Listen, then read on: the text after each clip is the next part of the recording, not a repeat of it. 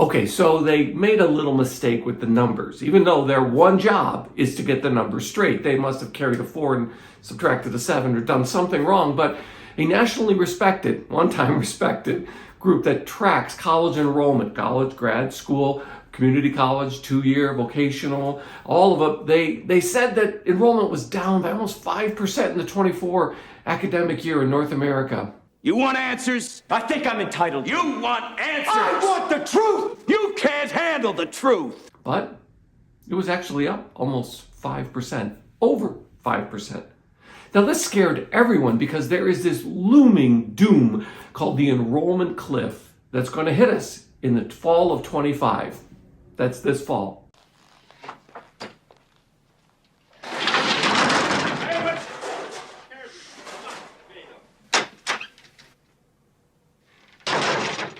So let's look at what's happening in colleges, whether enrollment is going up or down, or whether we should be afraid, or the end of higher education as we know it. Hi, I'm James Callahan, and this is the Do-Over Show. And I have 20 plus years in higher education, teaching as tenure track, as an adjunct in 8 or 9 colleges and universities, public, private, grad schools, professional programs, and undergraduate universities in humanities and history and religious studies. And I've seen quite a bit in my experience, and one of the things that we're all facing today is that people are screaming everywhere, especially here on YouTube. College isn't for everyone. You really shouldn't go to college. You don't have to go to college. That's old news. You should be able to find your way in life with an apprenticeship or a training program, or go directly into entrepreneurship so you can be your own boss and become a famous millionaire, or do YouTube videos about how to be a famous millionaire. But it's not true. College enrollment increased by 5.5% across all programs in the 24-25 academic year, according to the revised numbers of enrollment for this year. Grad numbers increased, undergrad numbers increased, community colleges went double-digit increases, vocational colleges increased, 2- and 4-year vocational focused colleges increased. So what happened? Well, let's forget about their miscalculation because they included high school seniors and they took the number of first year and they kept them in high school. Who doesn't want to stay in high school, right? Well, when they revised the numbers, they came up with a shocking number to most, and that is that, hey, more people are going to college. More people are going to grad school. Recovering to pre-pandemic levels of 2019, or close in most programs. So let's look at the numbers. For the fall of 24, the 24-25 academic year, post-secondary enrollment, that's a fancy way of saying anything after high school, rebounded above pre-COVID levels. Great. Total post-secondary enrollment was up 4.5% in the fall of 24, plus 817,000. Undergraduate enrollment, nearly 16 million, just 1% below 2019 levels, so that's a good recovery. While graduate enrollment grew to 3.2 million. Undergrad enrollment increased across sectors, with community colleges, public 2-year and public colleges combined, in particular seeing a 5.9% increase, or 325,000 additional students. Undergrad certificate program enrollment grew for the 4th consecutive year. That is, it's trending up 9.9% in the fall of 24. 101,000 were enrolled in certificate program enrollment. Enrollments are now 28.5% above 2019 levels. Okay, that's a shift. That is, people are going to certificate program rather than the 4-year, take humanities, philosophy, ethics of everything kind of course, and they're going for more focused programs. Think about how most young adults interact with how to learn something today. They don't want to study the entire history and ethics of a topic. Instead, they go to YouTube, they click on a button, how to, change a battery, change a light bulb, do whatever it is, cook this, that. Sourdough, everybody's on sourdough now. Where do they learn it? They go to YouTube. So it's very common that certificate programs are eating up a large increase. But that doesn't mean that traditional colleges and universities in traditional programs, 4-year programs, are on the decrease. They're actually increasing as well. Freshman enrollment grew 5.5% in the fall, up by 130,000 over the year before. Building on last fall's increases, again, they continue to go. Why are more people going to college? When everybody says, you don't have to go to college. College isn't for everyone. I've done a video on it. You can check it out here. But I got news for you. If you can go to college, you should. Everybody else is. Public two-year institutions with high vocational programs saw double-digit growth for the second year in a row, up 13.6% in 24. Wow.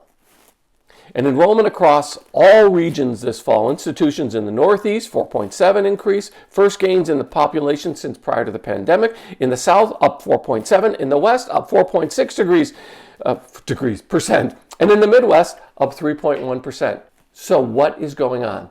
Okay, let's talk about the 2025 enrollment cliff and what it means. Now, there is a calculation that's been scaring people in enrollments in colleges and universities, and that is because of the economic hit of the 2008 housing crisis, Americans started having fewer babies because, sorry, babies are expensive. Now, that means that there are fewer high school students graduating and anticipating college. Now, it's not going to happen all at once. I call it an enrollment cliff, but it's really going to be very, very gradual. And that is that the number of students are going to increase that have potentially apply for college. But here's the thing. A higher percentage of 18 to 24-year-olds are choosing to apply to undergrad programs. And a higher percentage of those holding an undergrad degree are choosing to go to grad school. More and more are taking that advantageous route. So that even though the number of students is decreasing, the percentage of that decreasing number is increasing. And so far, it's outpaced the decline in the birth rate. So what are we supposed to make of whether or not you should go to school? Now, besides my take on it, that you will make about $1 million to $1.5 million more over your entire working life if you have a college degree. Sorry, that's the way it is. Most of us think, oh, we're special, we're going to go it on our own. Congratulations if you want to do that. But you're going to be the one out of how many that becomes a billionaire, a gazillionaire? It doesn't work that way. The reality is most of the people hiring for most of the higher paying jobs are people who hold college degrees, and they're looking for people who hold college degrees. The second element in the enrollment decline is that people are afraid it's going to destroy colleges and universities because they're going to have fewer students, and 95% of colleges and universities depend upon student tuition to pay the bills each year. That is, yeah, there's the 5% that have a large endowment, billions of this, billions of that, and they give away merit-based scholarships. They give away need-based scholarships so that a student doesn't pay anything more than the maximum family contribution. Now, for most people who go to college, though, they have to kick in a lot. And by the way, just about everybody that goes to college gets a discount of something. Maybe very small, might be a couple $100, a Bob Smith scholarship, a John Smith scholarship. It could be something small, but just about everybody has access to some little scholarship money, even if they're paying $30,000, $40,000, $50,000 a year. So the majority of you are going to take out student loans. The majority of people going to college are going to have to come up with a way of affording it. So how do you justify it? You invest in yourself, and that becomes an investment over your working life. Again, translating into $1 million to $1.5 million more. Okay, I've said all that before. I've said all that elsewhere. I want to get to the real reason. In the atmosphere where everybody is screaming college isn't for everyone, more young adults are choosing college than ever. So, are they not listening to us? Are they not listening to YouTube? No, they might be actually smarter than all the adults that are giving them counsel that you don't have to go to college. All the professors that assume that college is an automatic are facing a different class of students as well. That is, students that have different expectations. Remember that number about certificate programs? When students come into a class, they want to know what they're going to learn to do. How are they going to be able to do things better or differently because of this course? Not just increase their vast knowledge of understanding. Okay, so what's the big takeaway? Well, everybody is screaming about the end of higher education and the enrollment cliff and how college is too expensive and how it's not for everyone. More and more 18 to 24-year-olds and beyond are choosing college or universities. They're choosing to go. Maybe it's that they don't want to enter work yet. I get it. And maybe it's they realize that there is something there, that they can learn something. But that means that profs who teach in higher education today, people like me, have to change. I don't teach the way I did 20 years ago. And that is, I don't just present ideas and everybody goes, oh, that's wonderful. How deep. I've never thought like that before. No, they want to know what the heck I can do with this knowledge. Am I teaching them to do something? Am I coaching them? Am I mentoring them in a way that they can actually learn how to do something because of this course? That means teaching is different. Hopefully the professors are different and they will adapt along with the college. But here's the other takeaway. It is a credential that pays. And whether or not professors or older Americans or people who went to college or people who have a chip on their shoulder because look at me, I didn't go to college and look how well I did. Fantastic. Congrats, Grandma. Way to go, Boomer. The goal of your education is to see if you can use it to your advantage. Ask those questions. What will I be able to do because of this? And by the way, when you're asking for career advice, do not ask a professor who has done nothing but teach in a college or university for 10, 20, 30, or 40 years. They have not worked in the real world. Ask an adjunct. Ask people in a professional capacity. Ask people who do this on the side. Ask people who know what it's like to work for a living and create a career. Do not rely on higher education to give you the kind of career guidance you need, even those who are paid to be career counselors. They're stuck in academia. They're in a cocoon.